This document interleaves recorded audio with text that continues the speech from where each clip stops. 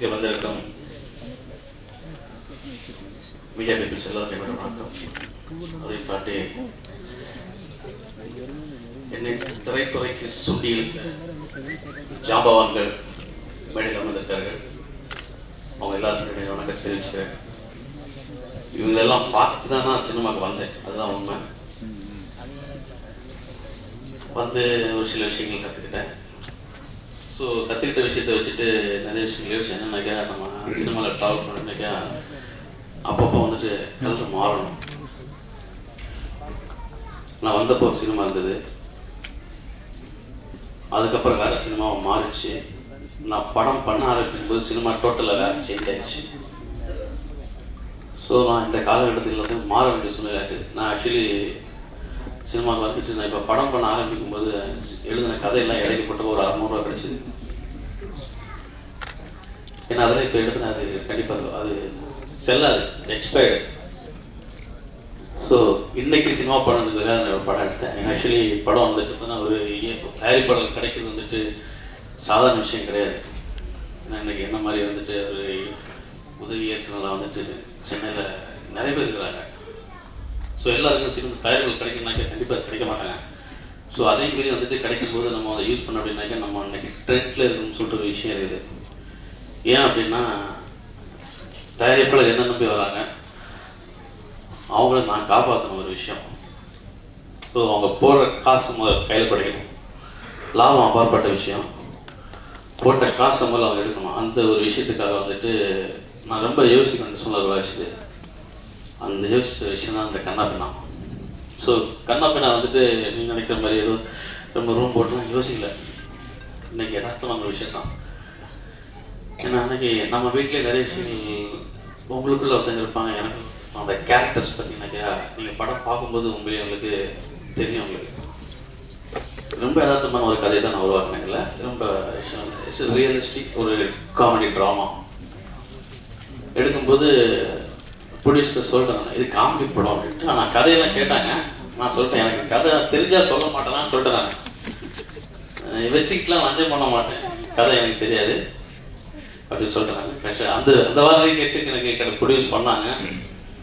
பட்டு போக போக போக பார்த்தீங்கன்னாக்கா அவங்களுக்குள்ளே வந்துட்டு ஒரு பயம் வர ஆரம்பிச்சிச்சு. என்ன நம்ம செலவு பண்ணிட்டு இருக்கோம், படம் எடுத்துட்டு தான் என்ன பண்ணுறோம் ஒன்றும் புரிய மாட்டேன் எனக்கு. நம்ம கடைசியாக அது போட்ட காசு கிடைக்கிறதோ அது கிடைக்குமான டவுட்லாம் வந்து நான் பார்க்க ஆரம்பிச்சிட்டாங்க. அப்புறம் எனக்கே தெரியாமல் ரீதி கடை போயிட்டு இருக்கும்போது நியூஸ் செட்டில் காட்டாங்க படம் பார்த்தாங்க அப்படின்னு. இந்த விஷயம் எனக்கு தெரியாது. நம்ம தலைவர் படத்தை பார்த்துட்டு அதுக்கு எனக்கு நியூஸ் வந்துச்சு பார்த்துட்டாங்க அப்படின்ட்டு.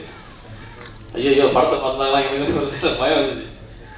அப்புறம் மட்டும் நம்ம இதுவாக ஃபோன் அடிக்கிறேன். நான் சரி படம் பார்த்துக்கலாமே அப்படின்னு. ஜி சூப்பர் ஜி அப்படின்னா. என்ன ஜி சொல்கிறீங்க? சூப்பர் ஜி அப்படின்னு.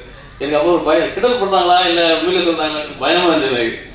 அப்புறமா உண்மையிலேயே அந்த மனப்பூர்வமான வார்த்தைகள் வரும்போது அதுலேருந்து நமக்கு சில தடுமாட்டங்கள் இல்லாமல் வரும். அந்த விஷயத்தை நான் புரிஞ்சுக்கிட்டேன். ஆக்சுவலி அவங்க ரொம்ப ஹாப்பி படம் பார்த்துட்டோம், ரொம்ப ஹாப்பியானாங்க. ஸோ அது அந்த விஷயத்தில் நான் உறுதியாக இருந்தேன். என்னன்னாக்கா தயாரிப்பாளர்கள் வந்துட்டு நம்ம காப்பாற்றணும். அவங்கள சாகடிக்காம இருந்தால் கூட நம்ம காப்பாற்ற விட சாகடிக்காமல் இருக்கணும். ஸோ வந்துட்டு நமக்கு ஒரு தயாரிப்பில் வரலன்னா சாதாரண விஷயம் இல்லை. அவங்கள கொண்டு போகணும், அவங்க கொண்டு போய் கரை சேர்க்கணுங்கிற ஒரே விஷயத்தை மட்டும் தான் நான் கையில் எடுத்துக்கிட்டேன். அவங்கள எப்படி நான் கூப்பிட்டுட்டு வந்தனோ அதே மாதிரி அவங்கள கடைசியை கொண்டு போய் ஒரு இடத்துல நிற்க வைக்கணும். நான் எந்த பிரச்சனையும் இல்லாமல் படத்தை ரிலீஸ் பண்ணிட்டு அந்த எனக்கு அந்த ஒரு நல்ல இயக்குனருங்கிற பேர் எனக்கு தேவையில்லை. ஆக்சுவலி ப்ரொடியூசரை கொண்டு போய் காப்பாற்றி விட்டான் அப்படிங்கிற விஷயம் மட்டும்தான் எனக்கு வேணும். அதே மாதிரி என்னுடைய கனவு அதெல்லாம் காவியங்கள்லாம் வந்துட்டு நான் இதை பதிவு பண்ணல. எனக்கு காவியம் தேவைப்படல. காவியம்னா நான் ஒரு இயக்குனதாக வரணும் முடிவு பண்ணிட்டேன். வந்துட்டு இன்னைக்கு ட்ரெண்டில் மக்கள் ரசிகர்கள் படத்தை எடுக்கணும் அந்த விஷயத்தை மட்டும் தான் எடுத்தேன். ஸோ இதுதான் விஷயம், வேறு ஒன்றும் இல்லை. நீங்கள் வந்து எல்லாருக்கும் எங்களோட அழைப்பை ஏற்றி வந்த எல்லாருக்கும் நன்றி. பாக்கியராஜ் சார் நன்றி, ஜாக்கோசன் சார் நன்றி, அண்ணன் விடியலருக்கு நன்றி, தகப்பச்சன் sir, Cheran sir, Vijayamurugan, Ramesh sir, mister சரிகமான சார் வந்து மிகப்பெரிய தேங்க்ஸ்னு சொல்லிக்கணும். ஏன்னா லாஸ்ட் மினிட்ல வந்துட்டு எண்ட் ஆஃப் த பீரியட்ல வந்துட்டு நெக் ஆஃப் த மூமெண்ட்ல வேலை செய்யணும். அந்த மூமெண்ட் வந்து எனக்கு ஹெல்ப் பண்ணாரு. இந்த விஷயத்தில் ஒன்று சொன்னால் எனக்கு ஆக்சுவலி ஒரு போராளி போருக்கு போக முன்னாடி தன்னுடைய போர்க்கருவி வந்து ரொம்ப பொறுமையாக இருக்குன்னு சொல்லுவாங்க. ரொம்ப சக்தி வந்த ஆயுதங்கள் நான் எடுத்துகிட்டு போன விஷயங்கள் எல்லாமே எப்படி தான் செய்யணும். என்னுடைய போர்க்கருவிகள், என்னுடைய இசையமைப்பாளர் ரோஷன் சேதுராமன், என்னுடைய எடிட்டர் வின்சி, என்னுடைய கேமராமேன் ஜெலால், அதுக்கப்புறம் பார்த்தீங்கன்னாக்கா நீங்கள் சாங்ஸ்லாம் பார்த்துருப்பீங்க. ஒரு சாங் ஃபுல்லாகவே சிஜி பண்ணியிருப்பாங்க. அந்த சாங் இன்னைக்கு ட்ரெண்டில் படம் ஆக்சுவலி நம்ம வெளியே உட்காந்து ஃபேஸ்புக் பார்த்துருப்போம். அந்த ஃபேஸ்புக்கே வந்துட்டு உள்ளே போனால் எப்படிலாம் இருக்கும் அப்படின்னு சொல்லிட்டு ஒரு விஷயத்தை நம்ம கிரியேட் பண்ணோம். ஸோ அதுக்கு மிகப்பெரிய உதவியாக இருந்த விஷயம் பார்த்தீங்கன்னாக்கா நம்மளுடைய அந்த சிஜி கம்பெனி, சிஜி பண்ண ஒரு டெக்னீஷியன்ஸ்லாம் இருக்கு. அது அஜாக்ஷன் சொல்லுங்க, மிஸ்டர் அருண் எங்கே இருக்கீங்க? கொஞ்சம் அப்படி பண்ணிக்கோங்க. கிட்டத்தட்ட பார்த்தீங்கன்னா ரொம்ப டார்ச்சர் பண்ணுவாங்க. என்னன்னாக்கா ஒரு 40-60 நாள் பார்த்தீங்கன்னா ஒரு 3 பேர் வச்சு வேலை வாங்கினாரு. அவர் சோர்ஸ்லாம் வீட்டில் விட்டுட்டு கம்பெனிலே படுத்துட்டார். அப்படியே எனக்கு சாங் வேணும் ஆனால் ஆக்சுவலி ஒவ்வொரு ஃப்ரேம் பார்த்தீங்கன்னா ஒர்க் பண்ணாங்க. எனக்கு அந்த ஒவ்வொரு ஃப்ரேம்லையும் அவங்க மிக சிறந்த நிறுவனம் அப்படிங்கிற விஷயத்த வந்துட்டு அவங்க நிரூபிச்சாங்க அவங்க வேலையில். என்னன்னாக்கா காம்ப்ரமைஸ் ஆகலை விஷயத்த.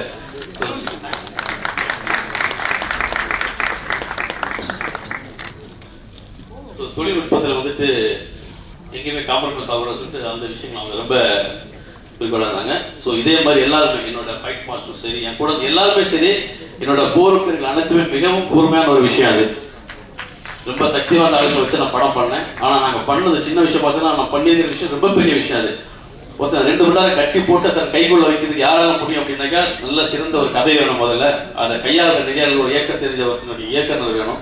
அது கூட சப்போர்ட் பண்ணுற இசையமைப்போ சரி, தொழில்நுட்பங்கள் எல்லாமே வந்துட்டு அவங்க எல்லாமே தெளிவானவங்களா இருந்தாச்சு அப்படின்னா அந்த விஷயம் வந்து என்னைக்குமே தோக்காது. ஸோ அந்த விஷயத்தை நான் பண்ணிக்கிறேன். இல்லை எனக்கு கண்டிப்பாக நாங்கள் படம் பார்த்துட்டோம். எனக்கு ரொம்ப ஹாப்பி. என்னன்னாக்கா முதல்ல நம்ம பண்ணுற விஷயம் நமக்கு பிடிக்கணும், அப்போ தான் மற்றவங்களுக்கு பிடிக்கும். ஸோ அந்த விஷயத்தில் நான் திருப்தி ஆகிட்டேன். இதுக்கப்புறம் வந்துட்டு மக்கள்கிட்ட கொண்டு போய் சேர்க்கணும். கண்டிப்பாக அவங்க திருப்தி ஆவாங்க. ஒரு 2 மணி நேரம் நல்லா என்ஜாய் பண்ணி பார்க்குற மாதிரி ஒரு ஸ்கிரிப்ட் நான் பண்ணி விடுறேன். So thanks.